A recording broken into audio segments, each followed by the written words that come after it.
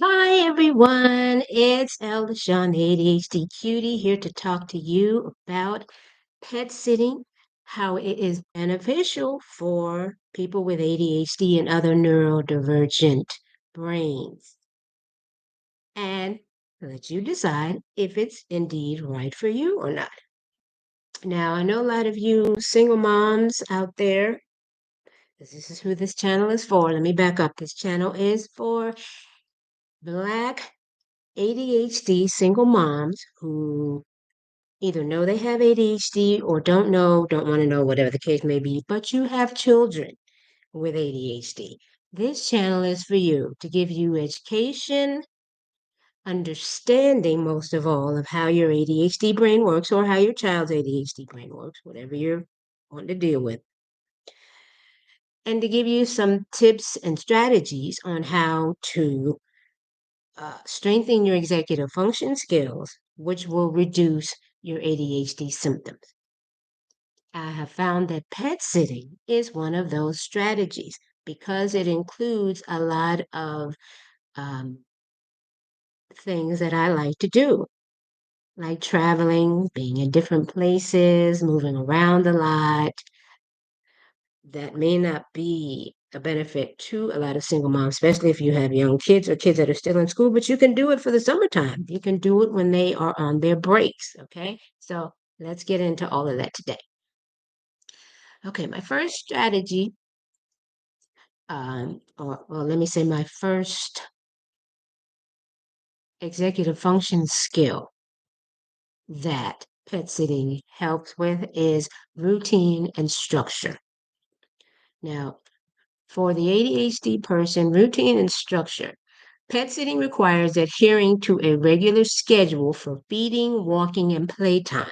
This structured routine can help individuals with ADHD establish and maintain a sense of order and consistency in their daily lives. Now, this is only my second pet sitting job, but I can tell you that is definitely true. And you will see that once you sign up for pet sitting, if you do, as you are checking out the different pet sitting jobs and the descriptions and their profiles, somewhere it's going to tell you what their eating schedules are, what time they eat, what they eat, how to fix it, when they need to go out. And a lot of times that is as soon as you wake up, and then again after they've eaten.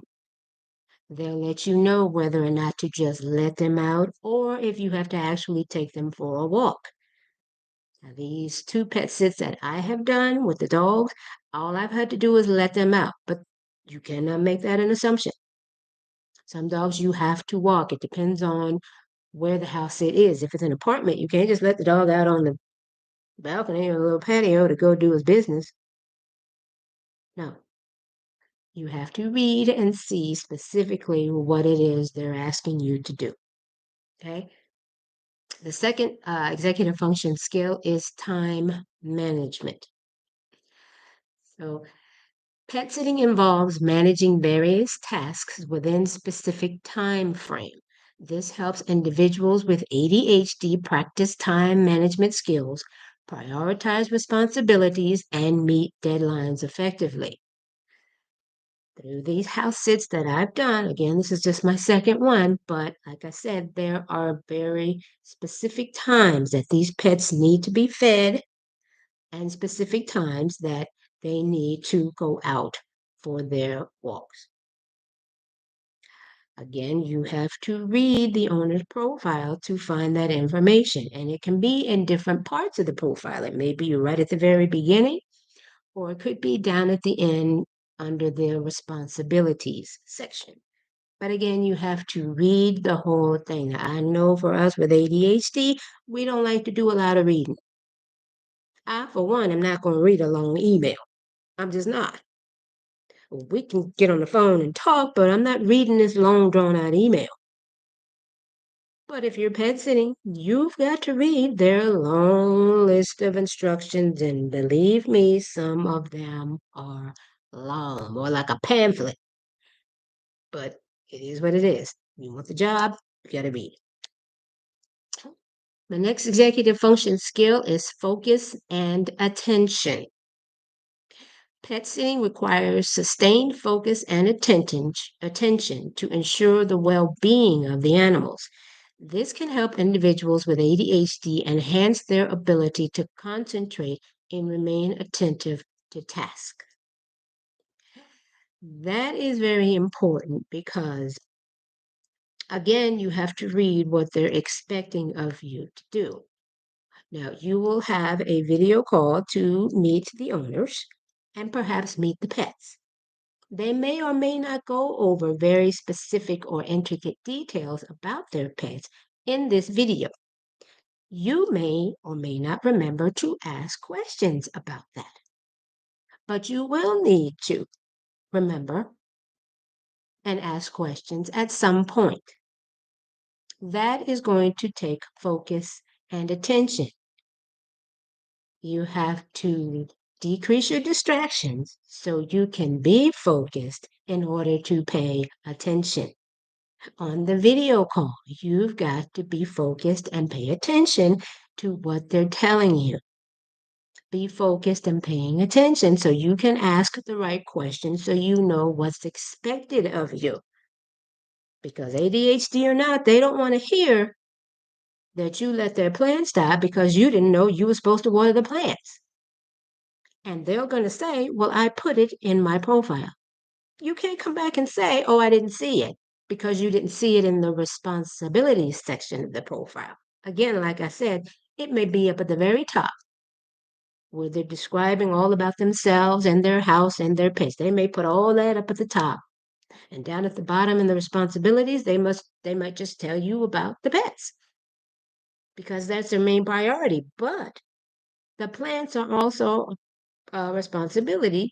And if it's included in the profile, doesn't matter where it is, if it's included in the profile, you are held responsible.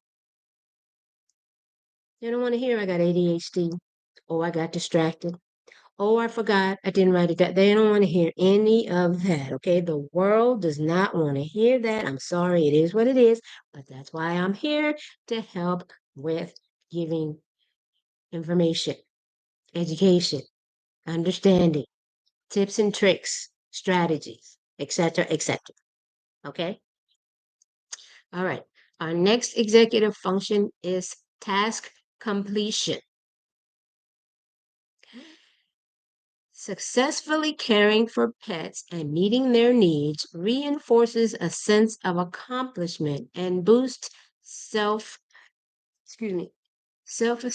as individuals experience the satisfaction of completing tasks.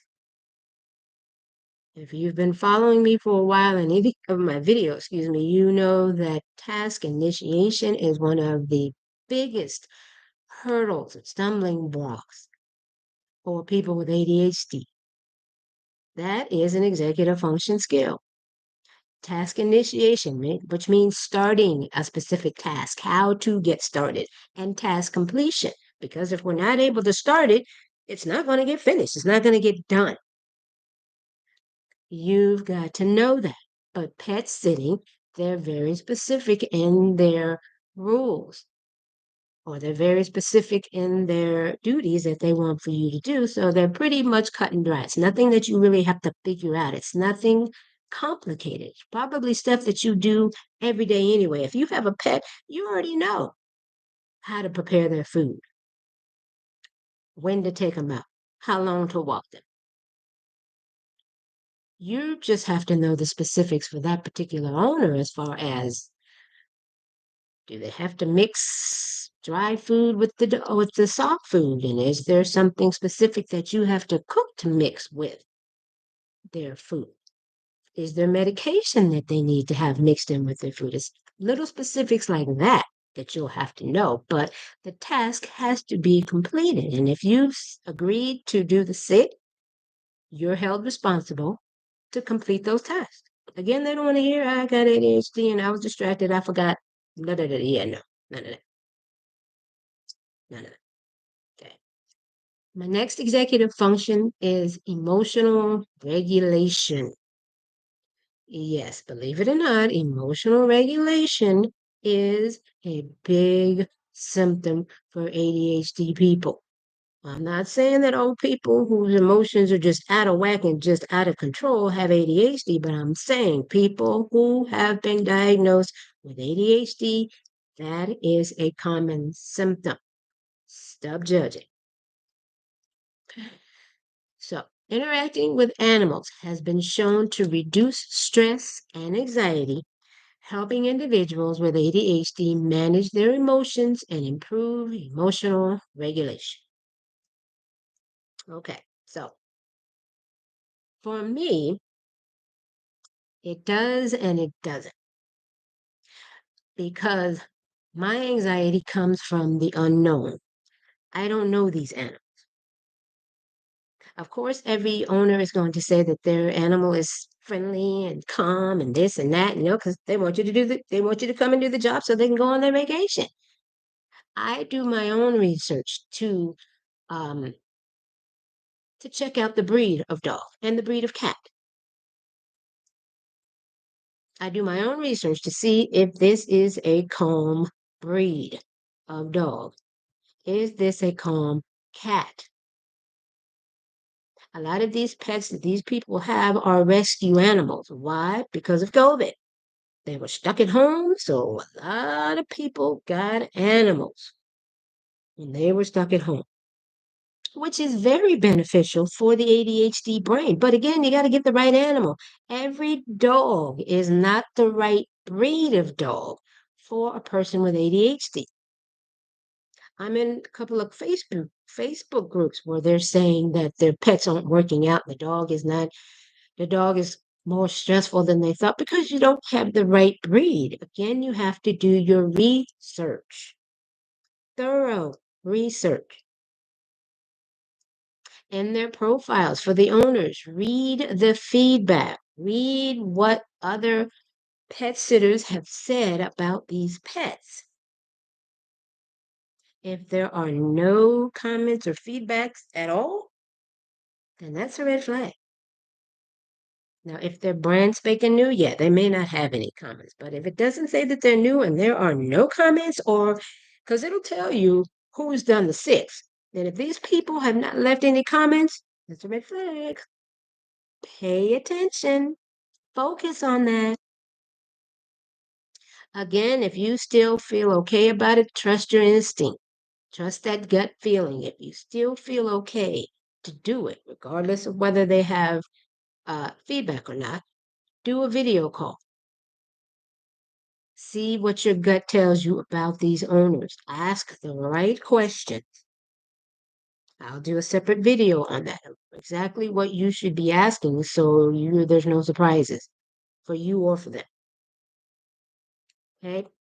But again, that's emotional regulation. And my bonus,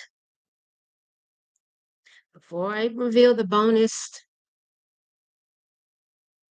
function, executive function, for those of you who are finding this to be beneficial, please be sure to like the video, subscribe to the channel, and share it with anybody that you know could use this information.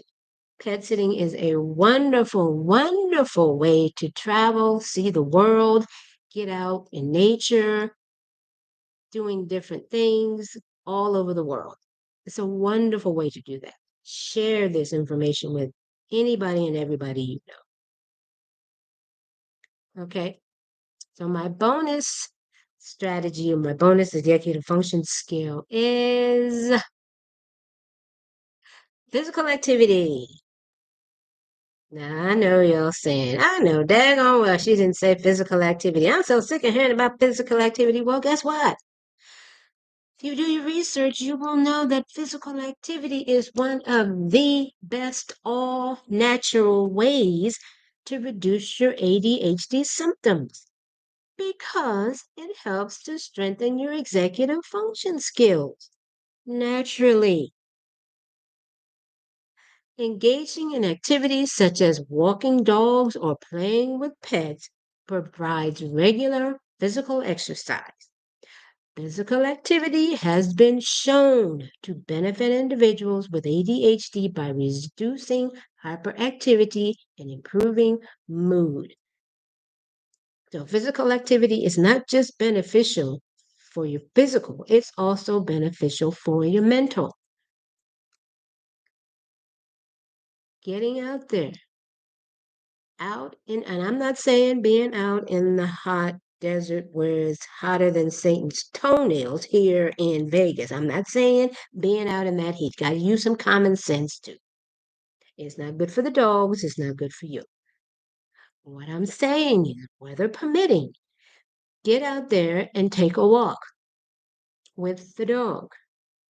Don't always just let them out in the backyard if the owner is okay with you taking them for walks.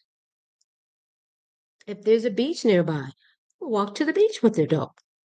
If there's a store or something else nearby, walk there, walk somewhere, get out and get some exercise with the dog.